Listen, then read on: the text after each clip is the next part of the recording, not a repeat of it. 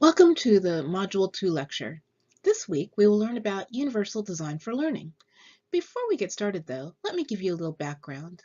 A few years ago, my mentor, Dr. Bob Hughes, came to me with a request. He was acting as interim dean for the College of Education and he needed someone to teach his class while he was serving in that capacity.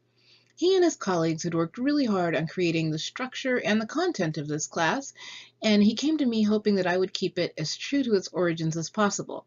So I taught the class for a year, trying as hard as possible to teach it exactly like Bob would have. I listened to his recordings, I studied his notes, and so on. Well, jump forward to today, and the class has migrated to me on an ongoing basis. While I no longer feel constrained to teach the class exactly as Bob did, it was a really well-designed class, and most of the course is still as it was, even as I brought it from the classroom to the online environment. I give you this history because I'll refer to it periodically in the class, but more importantly today, you'll see a true remnant of the old course. This PowerPoint presentation on Universal Design for Learning is a copywritten presentation from the CAST organization, a group dedicated to Universal Design for Learning. They gave college permission to use it, but it can't be distributed or really changed. So it will look quite different than my usual presentations, and I just wanted to let you know why. Today's classrooms face a huge challenge. There is increased diversity in classrooms. Despite that, there are high expectations for all students, as well as accountability for all students. Today's classrooms are also highly complex and pose difficult hurdles for teachers. This complexity was impacted by the Individuals with Disabilities Act of 1997. This is also known as IDEA 97. Because of that act, many students who used to be excluded from the general education curriculum are expected to progress um, in general education classrooms and general curriculum. Teachers now need to be successful with a much more diverse group of students, including English language learners, students from other cultures, students with diverse disabilities. All students are commonly in the same schools, same classrooms, and have the same curriculum. Schools, teachers, and students are accountable for real progress and demonstrable learning outcomes in the regular education curriculum. But the print-based curriculum is designed for a homogeneous group of students and is not flexible or adjustable for different learner needs. Universal Design for Learning addresses these challenges and offers increased opportunity for all students to access, participate, and progress in the general education curriculum. In this presentation, you'll learn about how the principles of UDL work and see how to apply them in classroom practice. Let's have a look at this building. Think about it from an access perspective. Are there barriers to access? Are there people who might have difficulty by these stairs?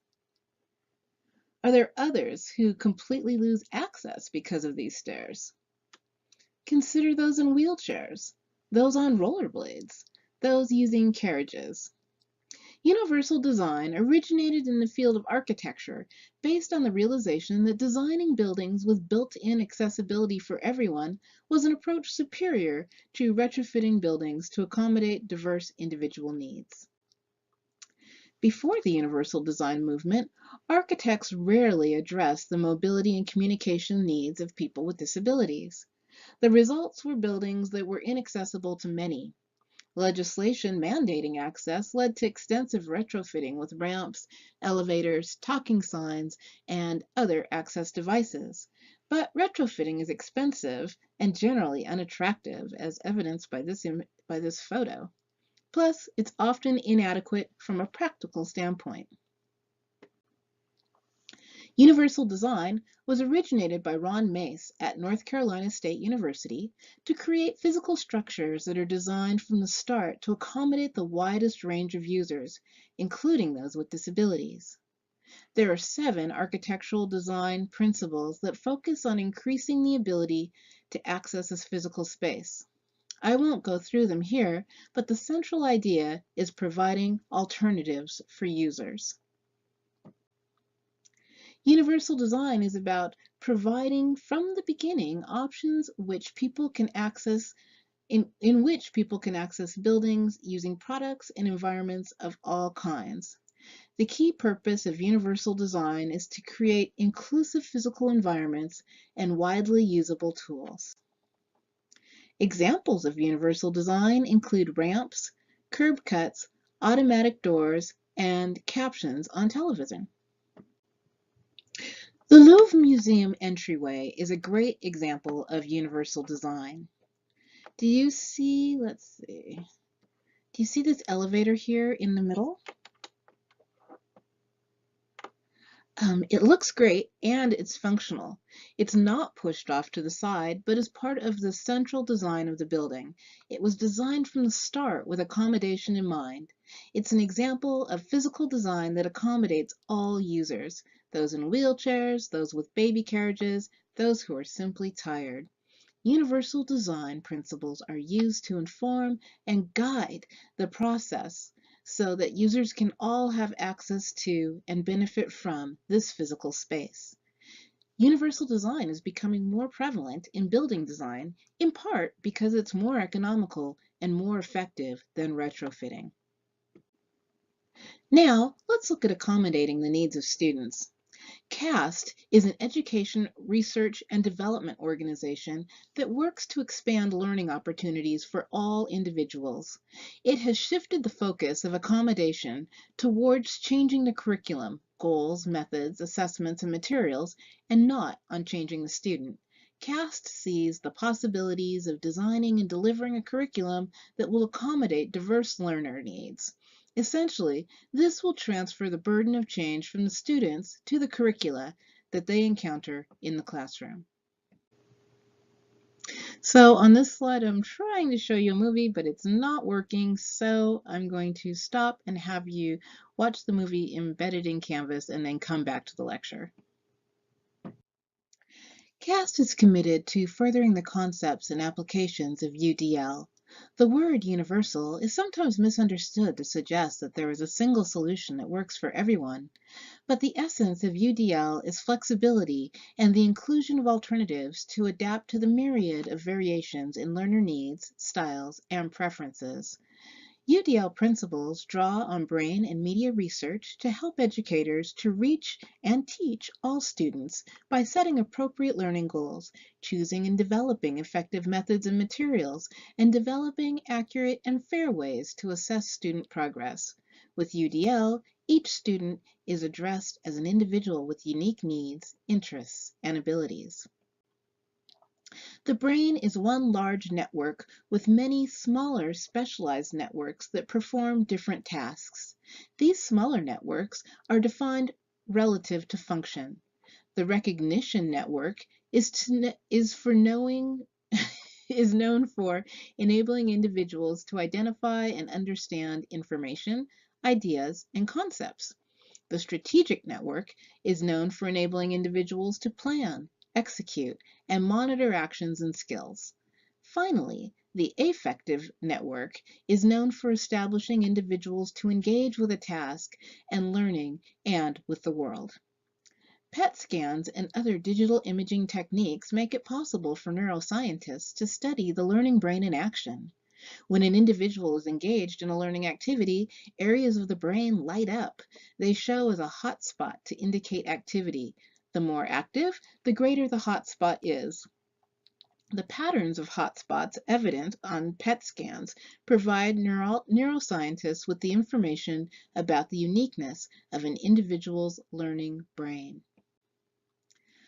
Recognition networks, located in the back of the brain, enable us to identify and interpret sound, light, taste, smell, and touch. For example, when you answer the phone and you hear a familiar voice, you can easily tell who it is without having the person give their name.